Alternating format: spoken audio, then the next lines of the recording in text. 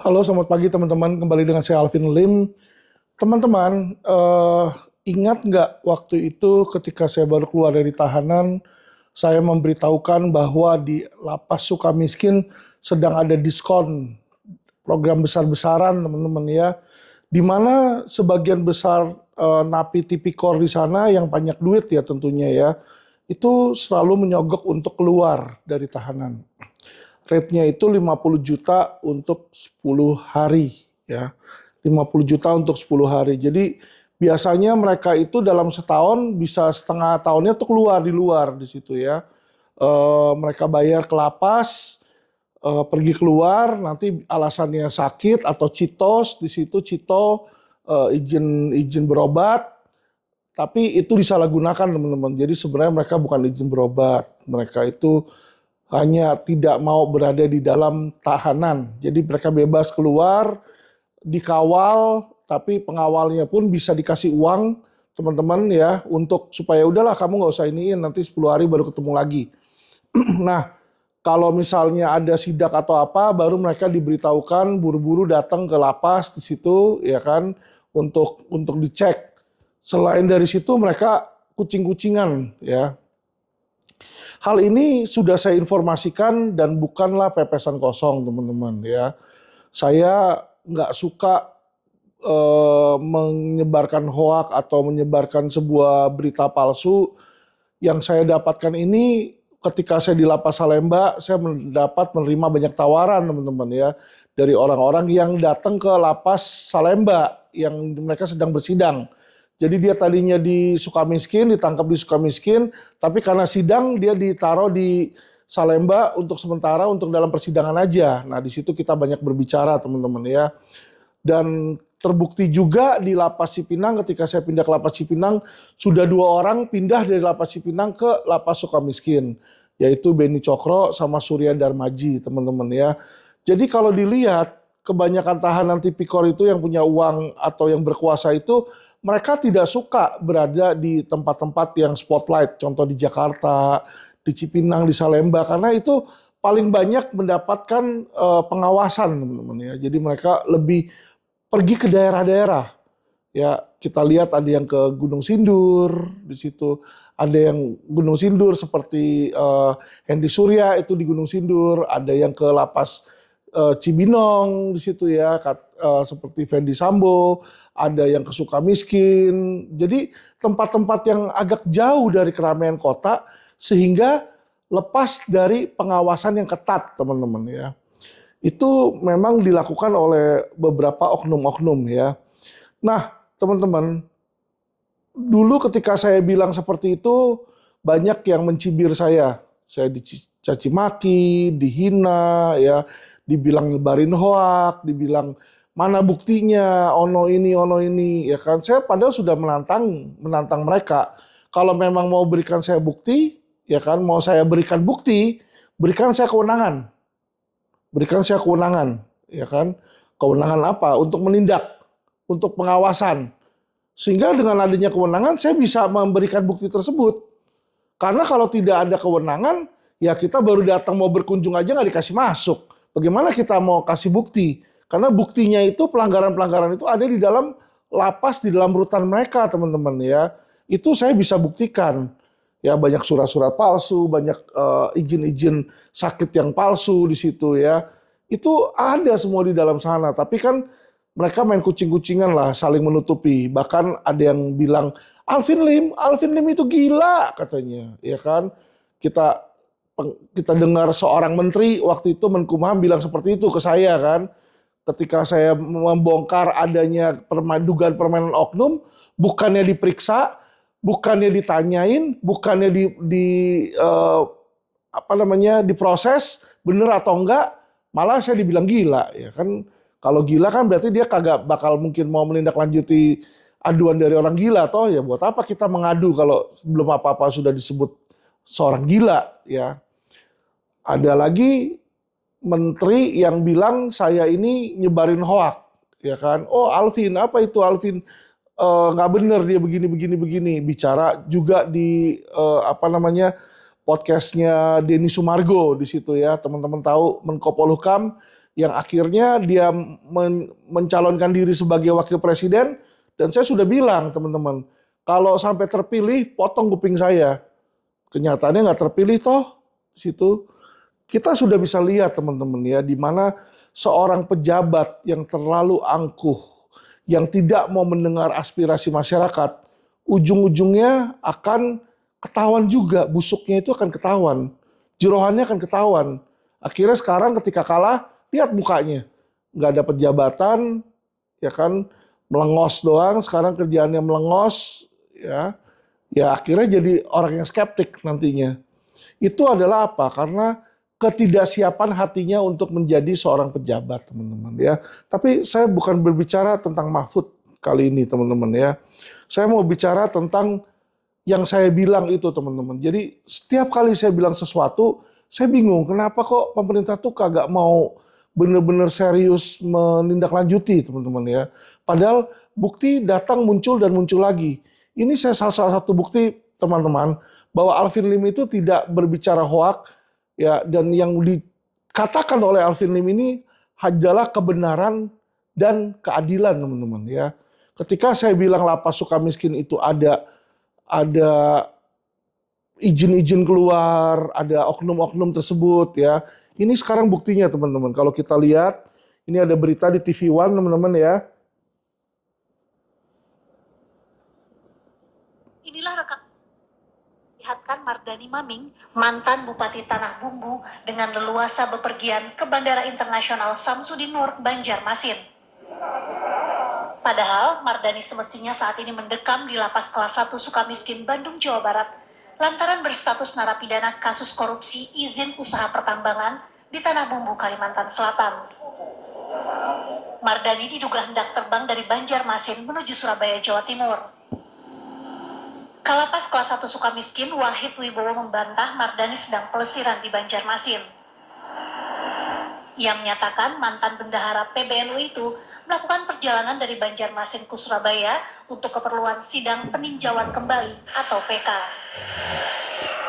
Keberadaan Mardani juga telah mendapatkan surat izin dari Kanwil Kementerian Hukum dan HAM wilayah Jawa Barat. Benar, pada hari ini ada salah satu warga binaan Lapas Sukamiskin yang sedang menjalani sidang PK di Pengadilan Negeri Banjarmasin atas nama M. Yang bersangkutan berdasarkan surat dari Pengadilan Negeri Banjarmasin, dan juga kita lakukan dengan pengawalan ketat oleh pihak kepolisian serta petugas lapas. Mardani Maming merupakan warga binaan Lapas Kelas 1 Sukamiskin. Ia terbukti bersalah melakukan korupsi perizinan tambang dan diganjar hukuman pidana 12 tahun penjara serta denda 500 juta rupiah, subsidiar 4 bulan. Inilah rekaman CCTV yang memperlihatkan Mardani Maming, mantan Bupati Tanah Bumbu, dengan leluasa bepergian ke Bandara Internasional Samsudin Nur, Banjarmasin. Padahal Mardani semestinya saat ini mendekam di Lapas Kelas 1 Sukamiskin, Bandung, Jawa Barat, lantaran berstatus narapidana kasus korupsi izin usaha pertambangan di Tanah Bumbu, Kalimantan Selatan. Mardani diduga hendak terbang dari Banjarmasin menuju Surabaya, Jawa Timur. Kalapas Kelas 1 Sukamiskin, Wahid Wibowo membantah Mardani sedang pelesiran di Banjarmasin. Ia menyatakan mantan bendahara PBNU itu melakukan perjalanan dari Banjarmasin ke Surabaya untuk keperluan sidang peninjauan kembali atau PK. Keberadaan Mardani di Banjarmasin juga telah mendapatkan surat izin dari Kanwil Kementerian Hukum dan HAM wilayah Jawa Barat. Benar, pada hari ini ada salah satu warga binaan Lapas Sukamiskin yang sedang menjalani sidang PK di... Baik teman-teman, ini kita udah lihat videonya ya teman-teman ya. Jadi judulnya viral terpidana korupsi, Mardani diduga pelesiran di Banjarmasin. Alasannya katanya mau sidang. Setahu saya kalau mau sidang orangnya di dalam tahanan itu bisa melalui Zoom teman-teman ya. Karena saya juga pernah sidang PK toh, kemarin yang PK saya disetujui, itu saya nggak pernah ke pengadilan loh teman-teman. Ya, tapi cuma dari Zoom aja di situ, pakai handphone di dalam lapas kan, pakai handphone di ruang khusus, ruang sidang khusus, udah di dalam lapas tersebut, nggak perlu ke Banjarmasin. Apalagi nih kalau dibilang sidangnya di Banjarmasin, kenapa berpergiannya ke Surabaya? Harusnya kan kalau habis dari Banjarmasin balik lagi ya ke Bandung ya. Dan ini bisa dapat izin dari yang atas. Itu yang seperti saya bilang teman-teman ya. Mereka dapat izin keluar, izin cito keluar, apakah sakit, apakah pura-pura sidang atau apa di situ ya. Padahal mereka ada masukin ke tempat-tempat lain gitu. Jadi sidangnya mungkin cuma 1 hari, tapi izinnya 10 hari di luar ya. Jadi hal-hal seperti ini teman-teman ya, yang seharusnya pemerintah ini menanggapi serius ya masukan dari masyarakat, apalagi seperti seseorang seperti saya yang memang sudah mengalami di dalam tahanan. Saya tahu, jadi saya nggak bicara sembarang bicara teman-teman ya. Prosedur-prosedurnya saya tahu karena kalau misalnya bisa keluar, kemarin juga saya juga pengen keluar. Banyak tuh alasan-alasan sidang-sidang juga, saya banyak alasan sidang teman-teman ya. Tapi nggak ada itu alasan sidang yang dikasih boleh untuk keluar. Kalau mau sidang ya sidang aja dari dalam, pakai apa? Pakai Zoom teman-teman. Ya, sejak zaman Covid ini sekarang di pengadilan-pengadilan itu sudah ada alat-alat elektronik. Jadi orang yang tidak bisa hadir di persidangan dari lapas pun juga langsung bisa dihadirkan dan sidang itu tetap bisa dilanjutkan ya. Baik itu sidang PK, sidang banding, sidang kasasi maupun sidang pengadilan biasa itu bisa teman-teman ya. Jadi alasan-alasan yang mereka berikan ini hanyalah alasan normatif untuk membela diri aja kalau menurut saya teman-teman ya. Jadi tidak ada seriusan, belum ada keseriusan dari pemerintah untuk menanggapi dan untuk membenahi teman-teman yang saya lihat ya dari carut-marut penegakan hukum. Saya sangat sayangkan karena tindakan-tindakan seperti ini ya kan masih menunjukkan bahwa koruptor itu masih menang terhadap pemerintah. Ya, jadi mohon maaf pemerintah Indonesia menurut saya ini kalah di dalam peperangan melawan koruptor. Koruptor itu sudah berhasil ngambil uang pemerintah yang disita cuma dikit karena tidak ada RUU perampasan aset di situ. Mereka masuk penjara, keluar dari penjara, mereka bisa tenang-tenang menikmati uang hasil korupsi mereka ya. Sedangkan di dalam penjara pun mereka bisa menikmati berbagai macam fasilitas dan bahkan sebagian besar dari mereka tidak ada di dalam lapas, teman-teman ya. Jadi ini yang sangat disayangkan bahwa ada aturan-aturan itu ditegakkan oleh oknum-oknum, teman-teman ya. Ini semestinya nih pejabat Kalapas Sukamiskin yang seperti ini harusnya dicopot, yang kayak begini. Ya, tidak ada itu seperti itu.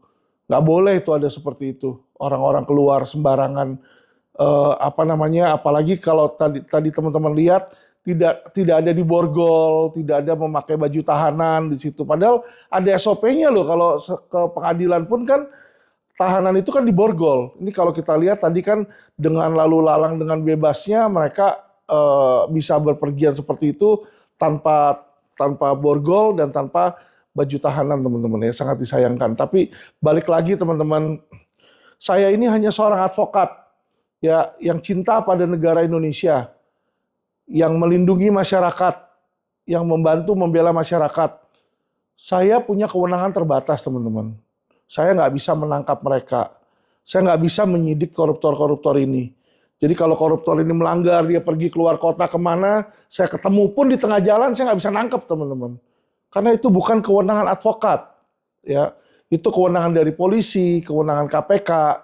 Sedangkan polisi dan KPK yang ada saat ini penuh dengan oknum, ya, penuh dengan oknum, aparat-aparat yang kumpul, teman-teman ya.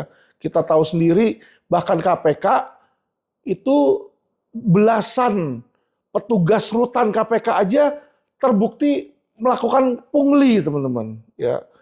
Dan bukannya ditindak dengan tegas, mereka cuma dikasih sanksi administratif ya.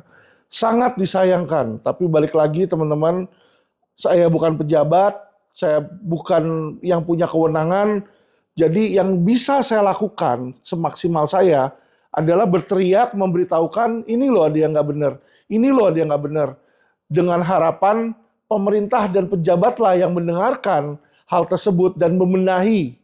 Ya kalau mereka memang tidak membenahi ya apa daya saya teman-teman ya. Saya hanya bisa membantu mengingatkan sebagai seorang sahabat dan sesama rekan aparat penegak hukum, teman-teman. Baik teman-teman, saya rasa itu aja untuk hari ini.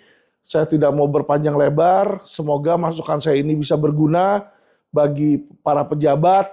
Ya mau introspeksi, ya mau dibilang saya gila lagi, mau dibilang saya ini nggak benar, terserah. Ya, yang penting di situ saya sudah memberitahukan bahwa ya banyak nih terjadi oknum-oknum dan hal-hal seperti ini dan buktinya ya muncul-muncul terus seperti itu ya. Jadi mari teman-teman masyarakat sekalian, kita dukung pemerintah kalau ada hal-hal yang nggak benar seperti ini, kita bantu viralkan supaya mereka menanggapi dan memberikan atensi pada hal ini. Karena jika tidak, apa jadinya dengan negara ini teman-teman? Kalau kita masyarakat yang tinggal di sini tidak sayang pada Indonesia, lalu mau nunggu siapa gitu yang untuk membela kita teman-teman? Nggak ada. Ya ingat teman-teman, Soekarno udah bilang, perjuangan kita berikutnya bukan melawan penjajah asing, tapi melawan darah daging kita sendiri, teman-teman ya. Saudara-saudara kita sendiri itu yang sangat berat. Ya, saya dalam peperangan melawan mereka pun saya hanya ingin membantu agar mengingatkan mereka, teman-teman. Karena mereka gimana pun juga sesama saya, sahabat saya, ya teman satu bangsa, satu negara. Saya pengennya tuh kita hidup baik-baik dan kita ikuti hukum dan kita ikuti kebenaran yang ada. Ya, bukan hanya pepesan kosong aja teorinya gimana, tapi prakteknya seperti apa, teman-teman ya. Oke, teman-teman, saya rasa itu saja untuk saat hari ini. Terima kasih, salam cerdas hukum.